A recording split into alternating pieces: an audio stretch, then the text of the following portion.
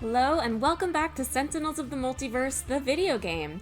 Last time we fought against Mad Bomber Blade on Advance, and this time we're going to be fighting against Cosmic Omnitron on Advanced.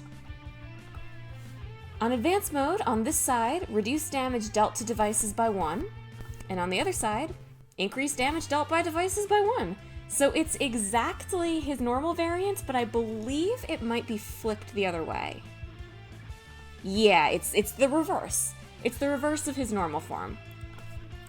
So let's go. We're gonna go with Normal Legacy, Tempest, Haka, and Ra. And because I made a mistake and went to Megalopolis when I was supposed to go to Atlantis, I'm going to Atlantis instead of Megalopolis because I hate Megalopolis and I love Atlantis. So it all worked out in the end. Alright. Now, Cosmic Omnitron, even on Advance, is not that much worse than regular Omnitron. It's in challenge mode that things start to get really hairy, and I'm just gonna mention now, I still haven't quite figured out how I'm gonna handle challenge mode, because quite frankly, challenge mode and ultimate mode are fairly similar, but so I don't know if I want to show both challenge and ultimate mode, but we can talk about that more when we get there. Just so you know, I am thinking about that. Starting with the interpolation beam, because of course we are. When are we not? Do I have? I do. Okay. Wait, did I not bring any ongoing removal? Yes, I did. Tempest can do ongoing removal. Alright. I am going to remind myself of the difference with Omnitron, because I do consider myself to be an expert in Sentinels, but not for villain variants. So let's see. At the start, if there's no components in play, he flips if the top card of the villain... Okay. Okay, so we gotta get him... Yeah. Alright, I remember now. We get rid of components, and then basically he flips once and doesn't tend to flip back. Ooh, do we play Takedown, or do we play Inspiring Presence? Takedown will never not be useful. We can play it next turn. I actually don't really need to draw with Legacy right now. Ah ha ha! Look at that. We had it in our opening hand. Bye-bye, Interpolation Beam. And other thing, but that's not as important. Alright. Keep in mind he does have that one ongoing that makes it so that if he takes damage, then he can't be damaged with that same type again, but I'm not too worried about that, to be honest. Only Ra would really mind that. So, let's just get rid of some bots and start hitting the big bot in the face. It's funny seeing Omnitron here, because when I play normally, I don't really care to match the environments to the villains, but I've been trying to have them play in their home field. This is definitely not Omnitron's home field. Especially in his variant form. I think he'd be more at home on the Mars base right now. Alright, Phosphorescent Chamber. Interesting. What kind of hands are we looking at right now? Ra does not particularly want to discard, but I think we can deal with it. I would actually like the damage increase. So, let's do that. Yeah, the problem, remember, Phosphorescent Chamber ups everyone's damage, so us and the villain, but and it also ups healing for what it's worth, but you have to continuously discard cards to keep it out. And it makes you discard well, you have to discard to get rid of it, and it also makes you discard when it's out. Ooh, that's good to see now. Get that out of the way when we don't have any ongoings played. That card destroys all ongoings. And does a bunch of damage. Speaking of a bunch of damage, he also does a bunch of damage on this side. But I think we'll be alright. I'm actually gonna play Bolster Allies right now, because we could use the card draw, and Takedown will still be useful next turn. It's a shame to discard a Motivational Charge, but we don't even have the ring right now. And there's our second Motivational Charge. I see Legacy potentially top-decking soon, but there are worse things. I think I actually play Electrical Storm first. Yeah, keep in mind we are in advanced mode. Omnitron is doing some extra damage. In fact, I might actually let the Phosphorescent Chamber go next time.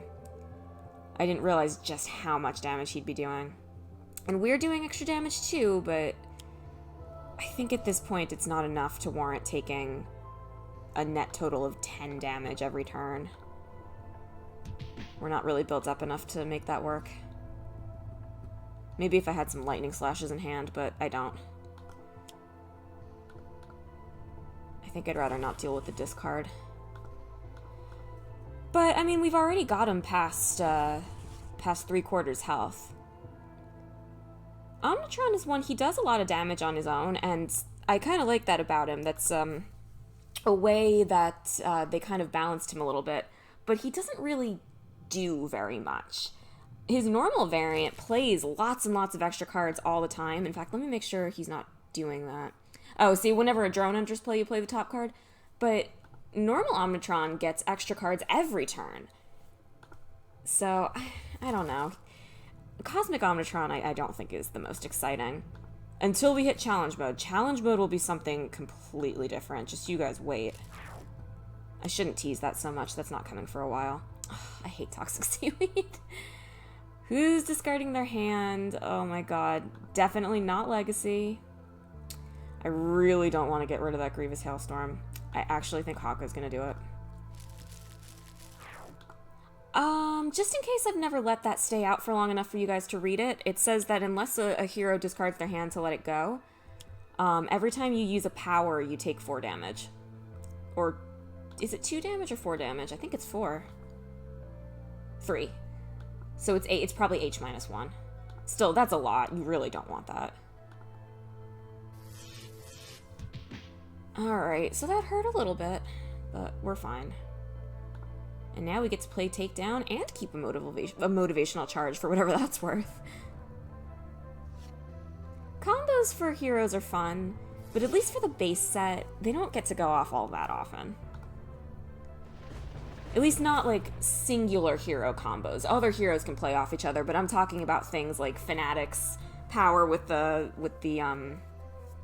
Divine Focus, the one that I like, and things like the Ring and Motivational Charge. You don't get to see them all that often. Okay. We're set up pretty well here. We've got that damage, that passive damage that happens at the start of Tempest's turn. Although, to be honest, we're not... I was about to say we're not dealing that much damage, but Ra's been kind of picking up the slack. We're already almost down below half health. In fact, we might be able to take care of that this turn. Maybe not. I hate that I'm playing Flame Barrier, because playing that card means you have nothing better to do. But it is nice to have it out while it's there. It's not like I'll complain about having the effect, but I wish it could have been something different. Leaking Room. Increase lightning damage by 2, which is going to help us, and we can't play cards. So that's unfortunate. But he also can't play cards. See, it is nice to have that bounce damage, but I would rather have just played a card that would have dealt him more than 4 damage. Alright, get that nice, juicy Leaking Room Lightning Storm.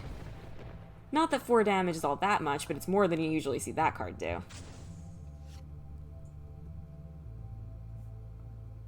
Okay.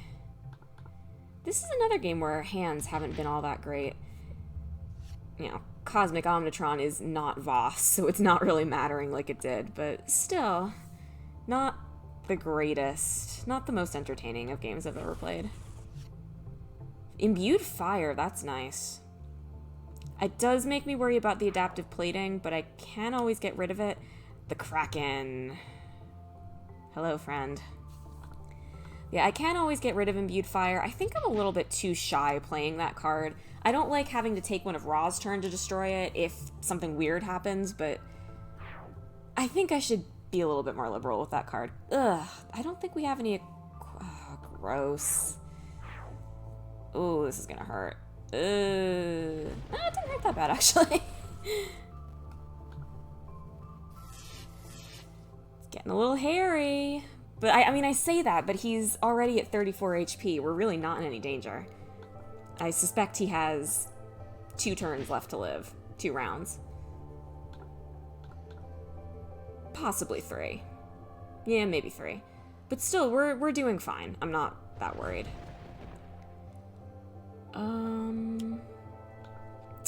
Again, not all that much doing. I'm kind of glad he took out of the Kraken, because if he didn't, I would've.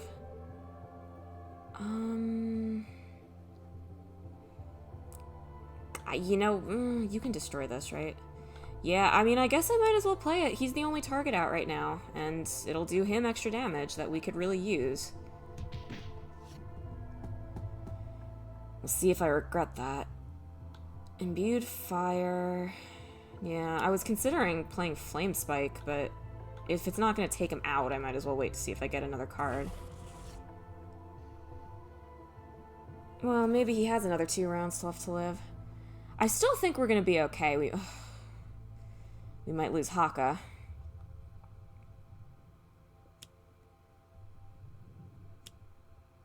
Oh, did not need to see that.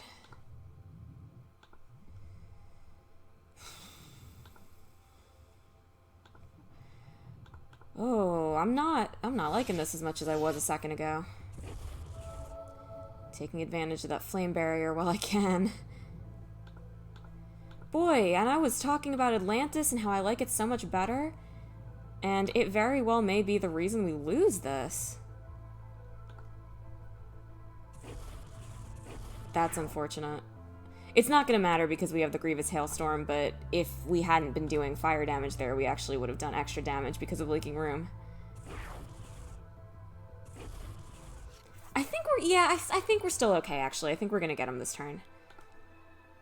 What a weird game.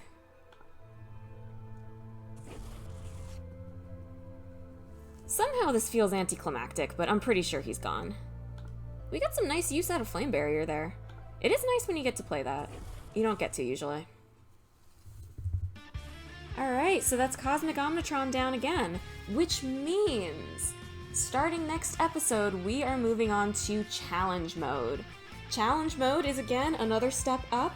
Fair warning, they were still trying to figure out balancing in the core set, so some of the villains aren't going to be super well balanced, shall we say, but it should be pretty exciting. So, thank you very much for watching the final episode of Advanced Battles, and hopefully I'll see you next time for Challenge Mode. Bye bye!